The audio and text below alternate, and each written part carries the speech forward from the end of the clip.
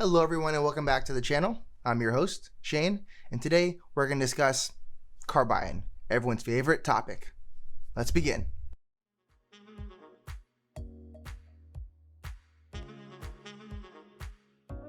So I have a team member at work who I work with on a regular basis, and this individual decided to go to the car dealership by herself without her husband to purchase a car. Actually, scratch that. She didn't even plan to purchase the car. She actually went there to get an oil change, and somehow they convinced her to go from buying a $40 oil change to buying a brand new model of her car. I want to be very clear here. She had the 2020 version Toyota Camry. Beautiful car, nice car, simple car, lasts forever. Everyone knows their Toyotas, they last forever. And somehow, while she's sitting in the relaxing area, and a representative comes up to her and asks her if she wants to upgrade. And of course, he tells her all the bells and whistles. This car could do that. This car could do this. Apple CarPlay, Android Music, Sirius XM. Your car doesn't have that. Seat warmers, steering wheel warmers, all this jazz. And somehow, he convinced her to upgrade. And of course, they use the typical shenanigans. Oh, your payments won't go up. Don't worry about that. And they, finagle the numbers so that your monthly car payment does not go up. Now, obviously, the amount of years you're going to pay off that car is going to go up significantly. And usually they tack on as much stuff as possible to make sure they could squeeze every little inch of money out of you. And this is kind of a rant video where it's just so frustrating when I hear about various team members at my job who experience various things where they get taken advantage of. And again, as most people in America, car salesmen are so sleazy. They really are. They just try to take everything they possibly can from you. I've bought in 2 cars in my life, and neither one of them was quite enjoyable.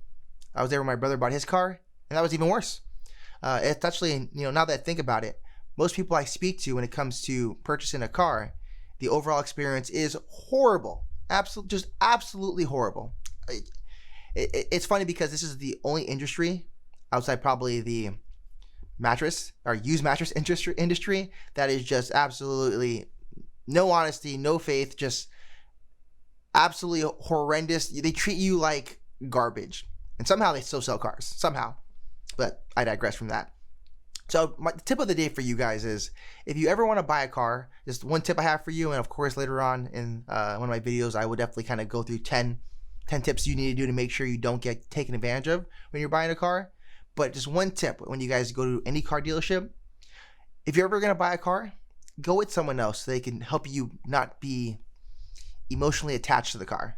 Now again, in this scenario, she didn't even plan on buying a car. She just wanted to get an oil change. And of course, if you go there for an oil change, do not let them sucker you into anything else.